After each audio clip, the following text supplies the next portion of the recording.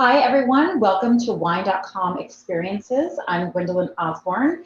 We are thrilled to have you join us today as we talk about and taste through a new, fun, delicious project between Cosmopolitan magazine and Garachi Wine Partners. If you purchase these wines ahead of time from Wine.com, I encourage you to make sure you get those open, put them in some glassware, pour them into some glassware. If you don't have the wines, not a problem. We still have this set available on Wine.com. And of course, you can always revisit this tasting video on the Wine.com YouTube channel, as well as any of our other previous tastings. The four wines that we are tasting from Uncorked by Cosmopolitan are the Rosé, the Chardonnay, the Pinot Noir, and the Cabernet Sauvignon. As always, I have fantastic guests here with me to taste and discuss these wines and the story behind them.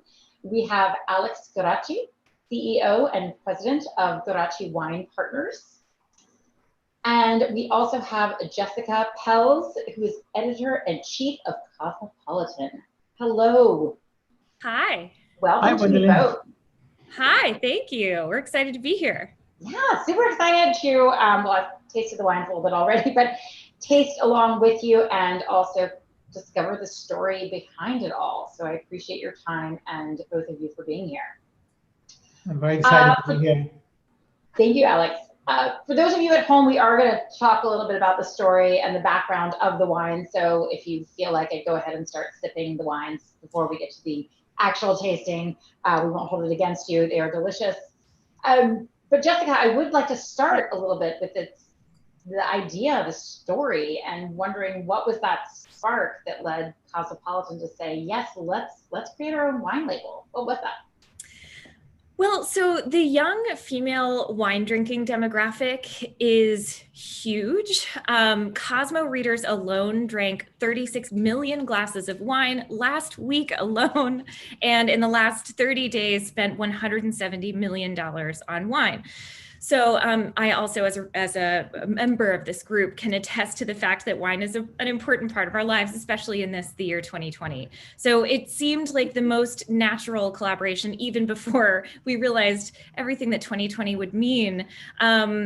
The thing is, too, that despite the fact that this demographic is so huge and really such a powerful group of wine buyers, there really is no widely available wine on the market that's targeted specifically to them, and that, in my opinion, does justice to them. So we wanted to partner with Garachi, who is so well known, so well established, so legitimate, because we didn't want to, just make a wine that was a flash in the pan just to do it. We wanted to make something really fantastic. And I'm so proud of what we were able to do with Alex and his team to really make a wine that is for young women, by young women, at a quality that we deserve, at a price point that we can handle, and maybe most importantly of all, in a bottle that is really cool and attractive and worthy of a place on your bar cart or your Instagram feed. That was really the goal, and I think we've accomplished it. And cheers to Alex and your team for being so open to all of our suggestions. It was a great process. Yeah, I think this is great because you have all these wonderful women and readers who love and trust you and that publication. I know that publication is kind of a strange word now that we're so much online and so much everywhere, but your brand, if you will. So making sure you have that match of fun, approachable, but also the quality that people can trust. So I love that. So Alex, just as Jess said, it was reaching out to somebody who is well respected and well known in the industry.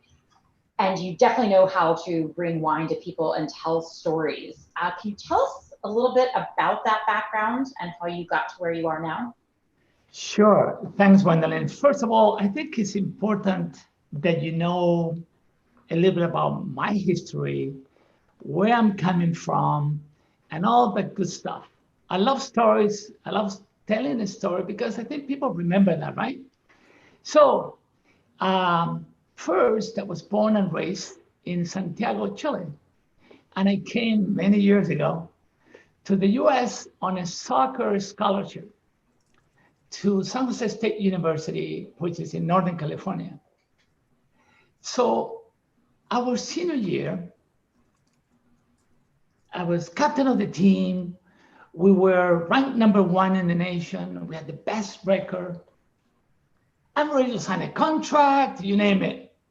And in the middle of the playoffs, okay, after scoring an amazing goal, I got a fracture on my outside metatarsal. She just put me on the sidelines. I was out of commission. And so my dream to play professional soccer was out of this window. I mean, I was done. I graduated a few months later and I said, God, now what? What am I going to do with my life? So I came with this brilliant idea. This is 35 years ago. So don't do the math, please. 35 years ago, I tell people I started when I was 10. They don't believe me anymore. But anyway, so I came with this brilliant idea to import Chilean wines. So I went to my partner. He lived in Los Altos. He had a small company in the Silicon Valley. He loved wine. And I said, hey, I got this amazing idea. How about importing Chilean wines? Oh, that sounds like a good idea. So I flew to Chile. I talked to a couple of wineries. And a few months later, we were on business. Now, I was living in Palo Alto, Los Altos, Mountain View area, San Francisco, trying to sell Chilean wines. Are you kidding me?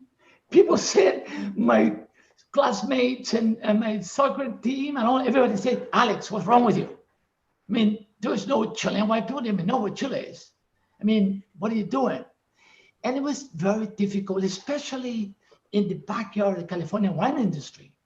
And back then, in those days, the only import wines you could see was Riuniti, Lancers, Blunan, very little Italian as a whole, French as a whole, no Australian, no Chilean, no Argentinian, no New Zealand, nothing. So, visiting one of the accounts, I talked to this guy, this retailer, and I said, listen, I got these great Chilean wines. And so he goes, where's Chile? South Africa?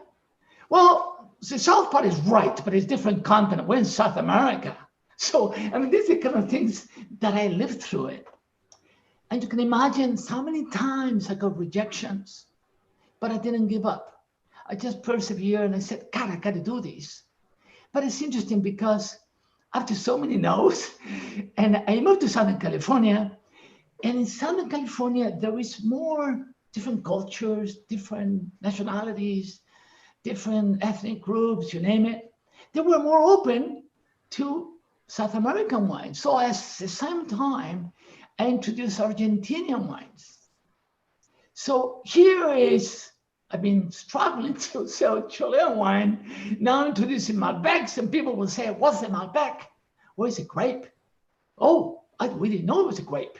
I thought it was just blending stuff, I said, no, actually it goes really well in Argentina. So it's a process, Chile and Argentina.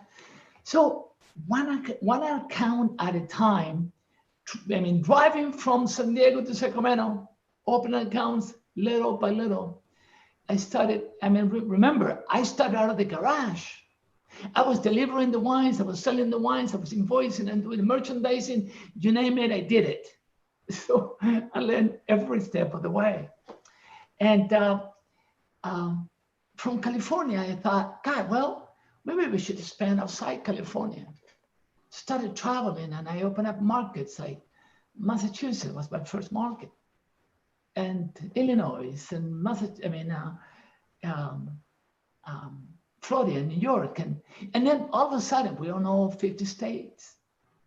So I can say with pride and humble that I was a pioneer. I think Chile and Argentina, I don't know, maybe it wouldn't be what it is today if it wouldn't be for all the work that was done at the beginning. Yeah. So, and now you're making wine in California. So right. It comes full circle. Yes. Yes, without a doubt. So we go now from here. We go all the way to 2010. At that time, I was importing wines from New Zealand, from Australia, from Italy, and we became Importer of the Year in 2010 by Wine Enthusiast magazine. That was a great accomplishment. I never thought I would make it. I never thought I was going to get that far. It was just music to my ears.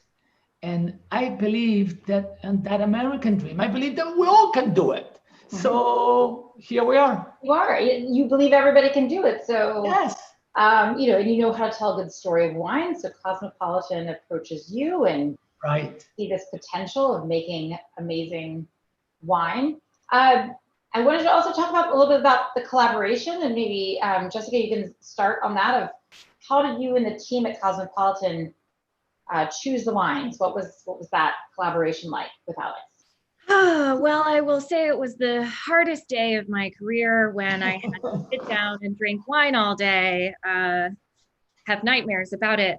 No, it was a dream for us. Really, Alex and his team brought in a bunch of different varietals for us to taste and discuss, and really left the decision up to us, which I think is very cool. And speaking to the collaboration itself, I think Alex and his team deserve some credit also for really handing over the keys to a young woman and her team of young women, and really letting us make a lot of big decisions and do the label design and write the copy on the bottles. Like all of that that's all Cosmo. And I think it's in this day and age, it's still a little bit rare for young women to be given the reins in such a complete way. And I hope that the success of the wine bears out the fact that is a good thing to do when you're trying to reach a young female market.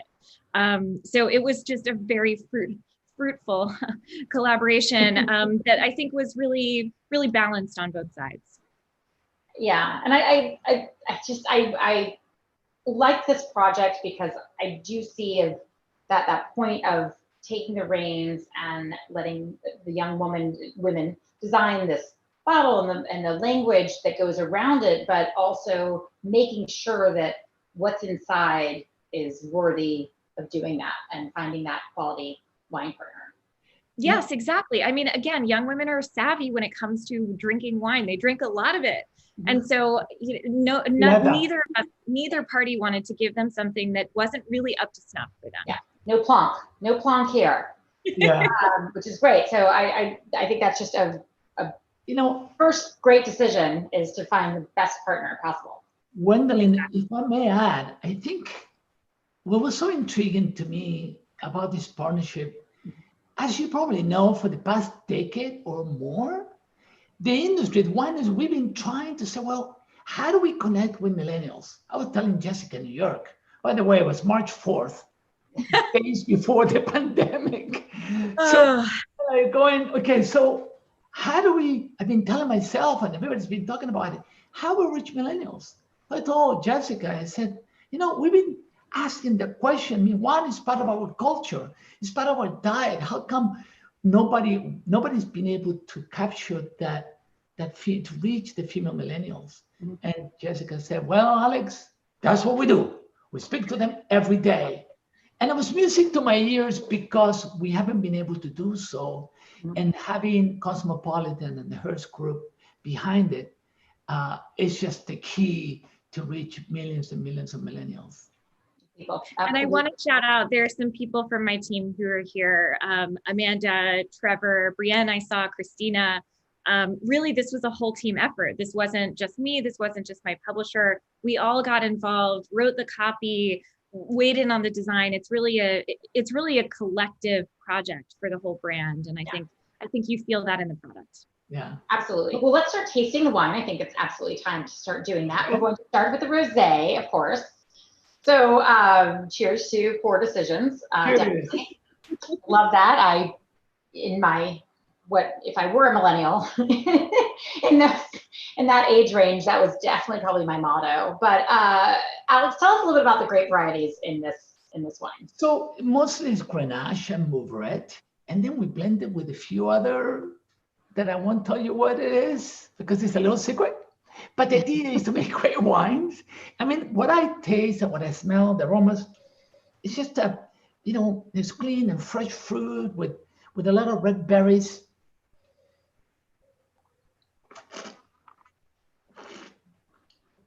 I like the structure of this rosé, quite intensity, good acidity, Wonderful acidity. right in the back of the palate. And I love that long finish. So we're talking about a $15 bottle of wine here, right? I love the package. Of course, by the way, we didn't mention that it took about a year and a half Yeah. to develop this label. But it's beautiful. It is. It's like a bowl full of red berries and Yes. it's got wonderful acidity. It's juicy. Love a good juicy rosé. It's juicy without being cloyingly sweet, which I think is correct. It is a dry rosé. Let us correct there. It is a dry rosé, but it has that juicy fruit character with just amazing acidity. The brightness of it is great. So yeah, Jess, what do you love about this rosé? Kind of how does this, what does this particular rosé say to you? Well, so first of all, rosé is the favorite, the beloved varietal of millennials. It's the patron saint of millennials, as it were. And so we could not make a wine without making a rosé. So in many ways, this is sort of our first focus. And I really do. I think it's the fact that it is not terribly sweet, the fact that it is really juicy, but complex, makes it taste like a more expensive wine than it is. And and that was, I think, really important for us. I also think that now that we're here in 2020, maybe one of the few upsides of this year is that all seasons are rosé season now, and you can drink rosé whenever you like. I actually really love in the wintertime to pair it with like a hearty, comfort food pasta dish, because it helps brighten it up a lot. And that is what I will probably do after this tonight. It is. It's a wonderful. I know that you have done a lot of fun things with the labels, and I think we have a couple of images of just kind of showing, it's the cheers to poor, like we said, cheers to poor decisions, but just kind of making it about a lifestyle, which at Wine.com we fully support. We're about. Yes. Yeah, I will say, Alex mentioned how long these labels took to develop, and part of the reason is that there's actually a very cool, rare holographic technology in the print, which is really cool to see in person. It doesn't quite translate on screen, so you'll have to buy it and see for yourselves.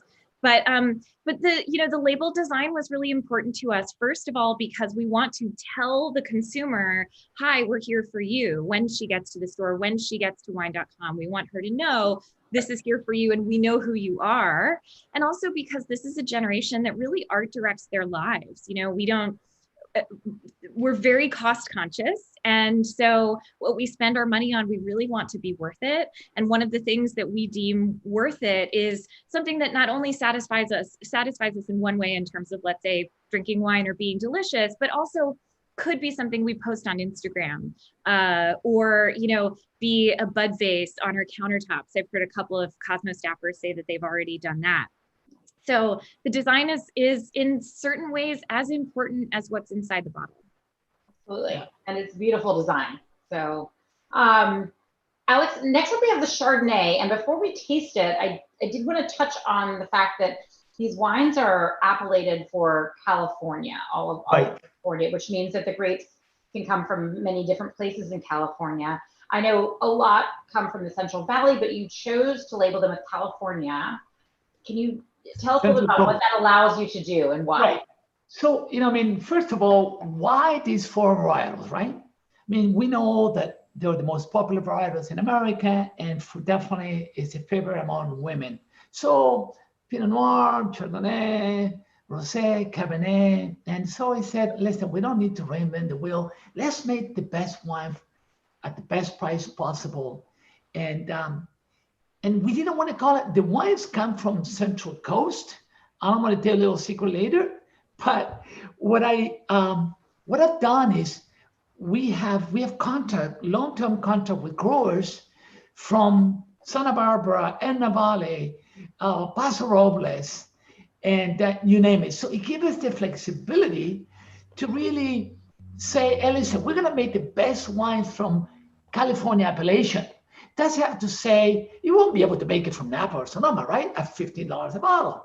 But can we change things here and there that perhaps one year we'll get more fruit from Monterey, or another year we'll do Santa Barbara County or what have you.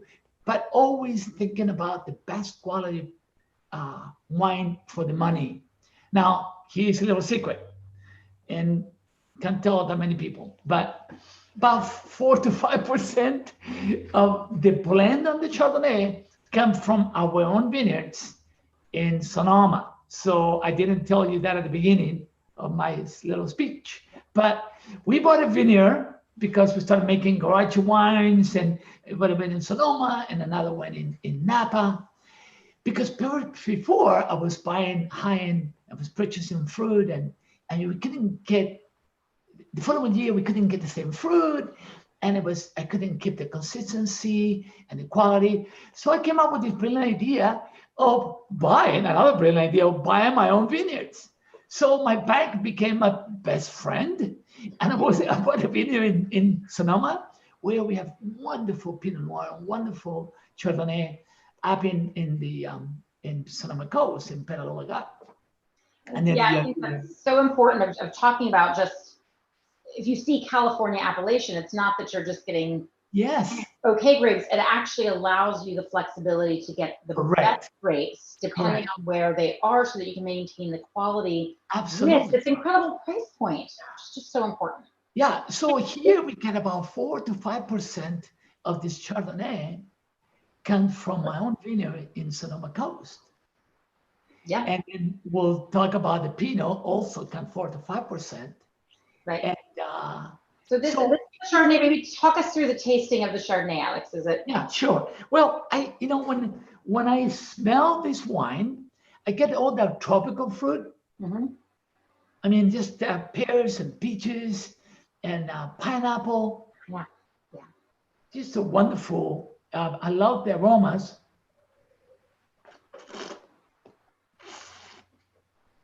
I get the buttery in the mid palate. The butter going on. A great balance. Good intensity, good structure, and again, great acidity, because wine without acidity is, kind of a wimpy wine. So got that, and I just excellent finish. It stays in your mouth. So I think, and again, $15 bottle of wine. You know what? I think we are right on the money. It is hard to make a delicious Chardonnay at $15, and because you want that balance, that acidity and grapefruit.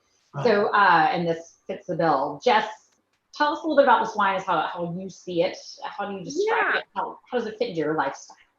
Well, so I know that Chardonnay is one of the most popular wines in the world, but I have to admit that I have not historically been much of a Chardonnay person myself. I'm a Sauvignon Blanc girl. I was raised to be a Sauvignon Blanc girl by a Sauvignon Blanc mom who's watching tonight. Hi, Mom, and my sister.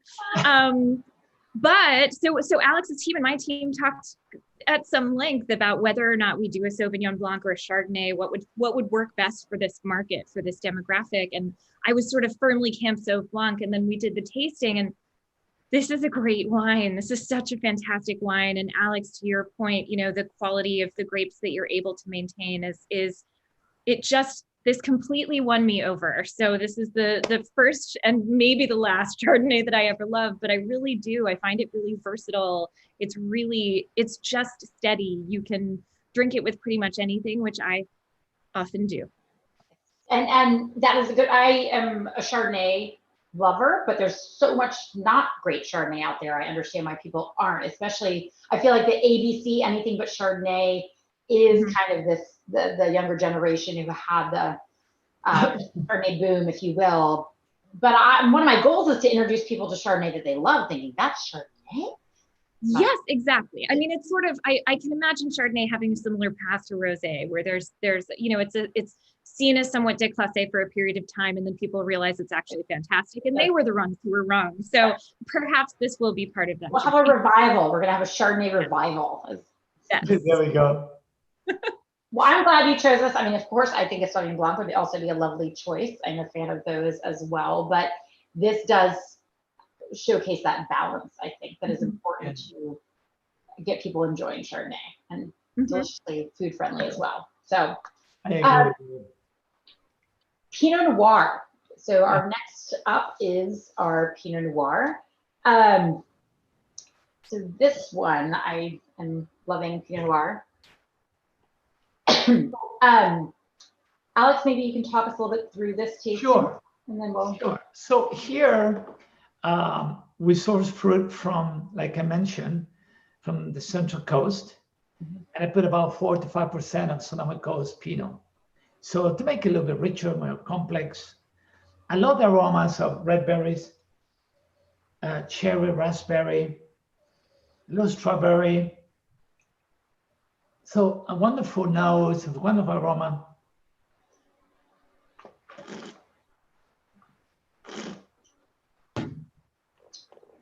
And here in the mid palate, you get that structure, you get another one, good balance, because I'm looking for that acidity, soft tannins, a wine that is inviting, that you have one glass, you have a second glass, and then you have the whole bottle, right?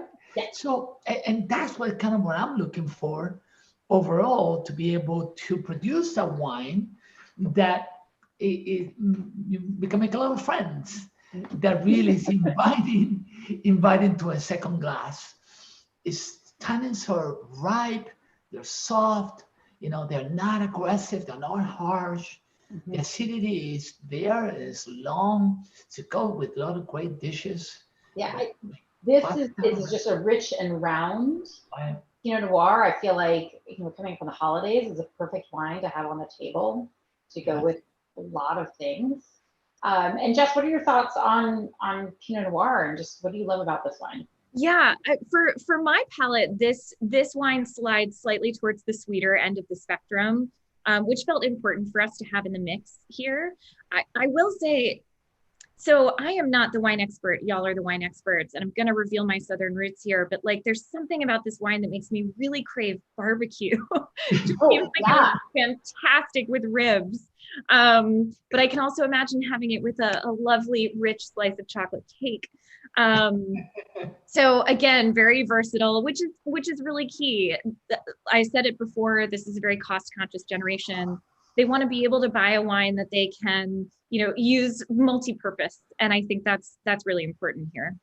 It is. It could be for a meal. It could be for an apéro. It could be for an after-dinner drink. I love the idea of, also Southern roots, pulled pork, like with the barbecue. Yes. Really good. But it does it in that ripeness of fruit and softness of tannin lends itself to like a sweet, spicy sauce. I'm just sorry, I'm also hungry. We're sitting here planning what we're going to do after this, and we're all talking about those meals. But lovely Pinot Noir. So on the Cabernet, Alex, maybe what was the style you were aiming for when you were creating a Cabernet? Because that can be very big and bold and austere. So what were you aiming for when doing this one? No, I love Cabernet. I like all wines. Doesn't matter, right? As long as they're great.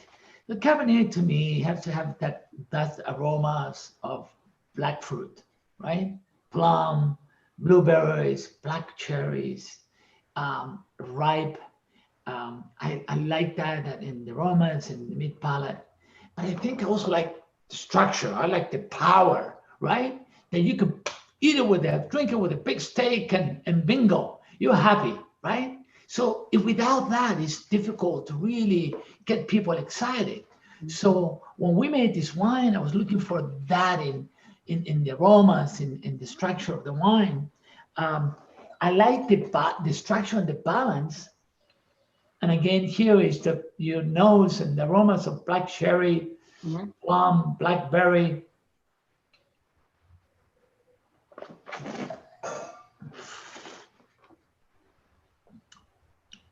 Good structure in the mid palate. And you know what? I always say, you got to be careful with this. I love tannins, but you got to tame those tannins, or otherwise overpower the wine, and it gets a little harsh, and it's just not as pleasant. So I got to be careful. When you're making a Cabernet, is be able to tame those tannins and be able to be very approachable, so people can enjoy that wine. But it has all that. I like. To me, the balance and structure and the fruit is critical from the beginning to the end. So with the fruit in the mid palate, that it all comes together, and then you have a great bottle of wine.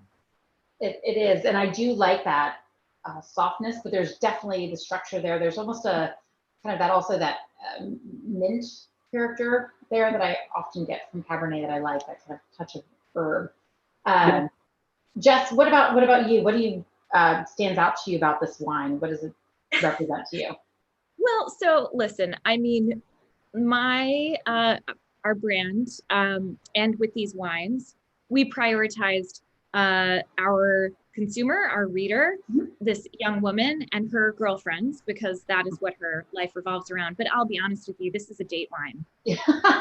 And, I think it's endless drinkability is a part of that function, but it's, this is the wine that you serve the guy that you're trying to impress. And I think it gets the job done.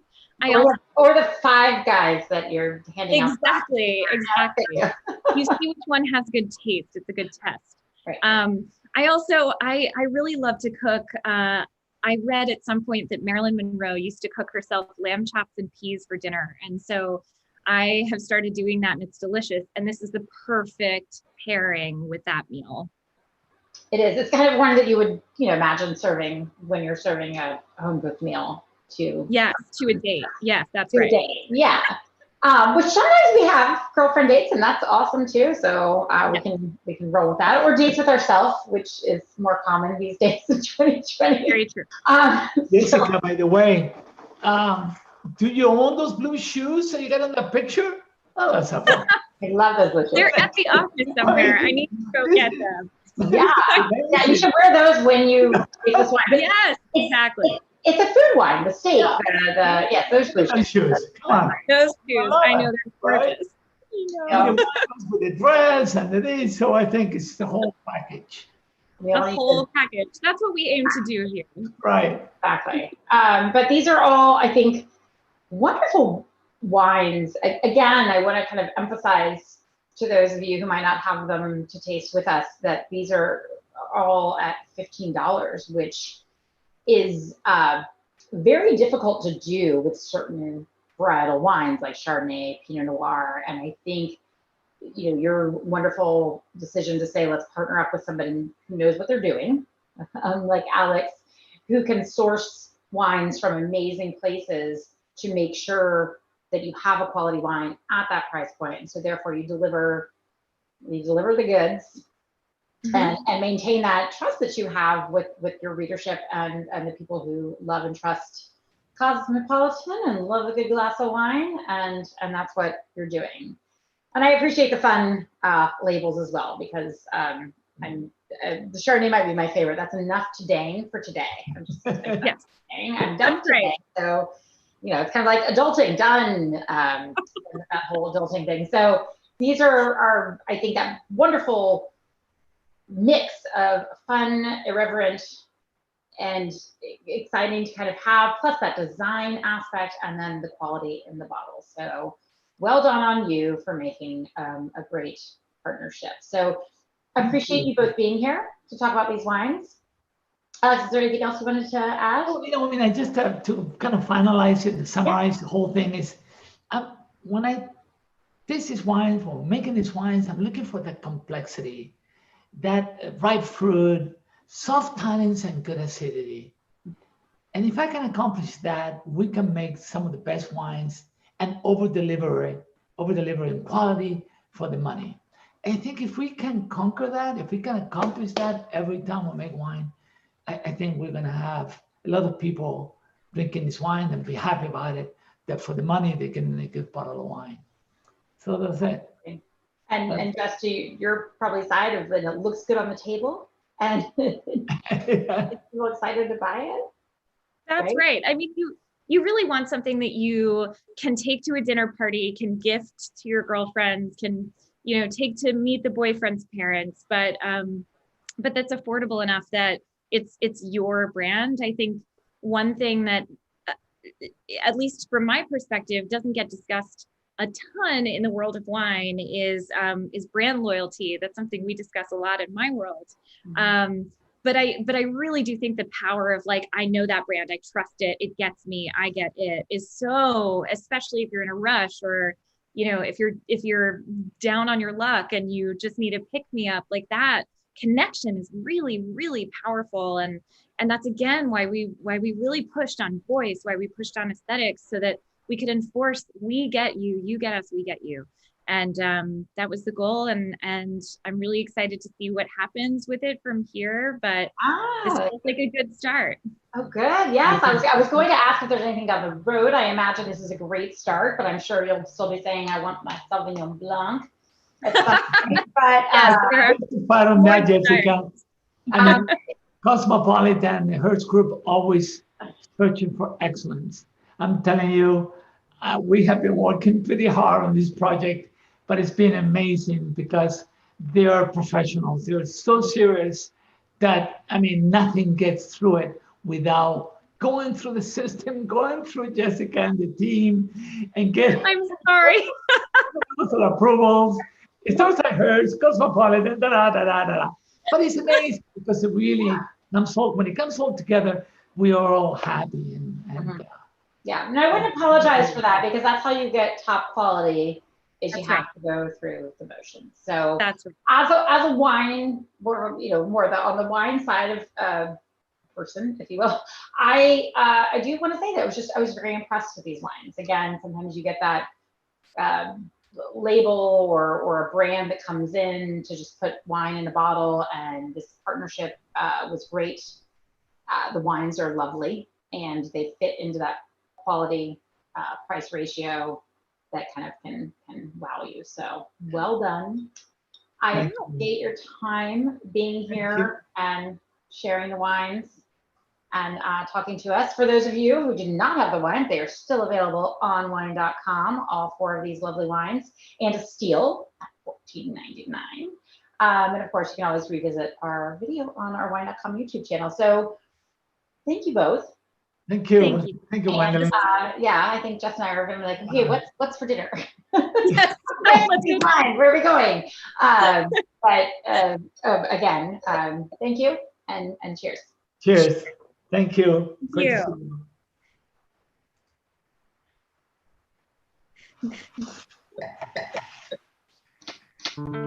It's both a science and a form of high art. It's made from the combination of grapes, sunlight, rain, soil, and time. It's raised up in the moments that matter. It's wine. And we are Wine.com. We have the largest wine selection in the world, online sommeliers with free advice, and now our powerful new app puts the entire world of wine in your hands. Wine.com. Seriously passionate about wine. Download our free app today.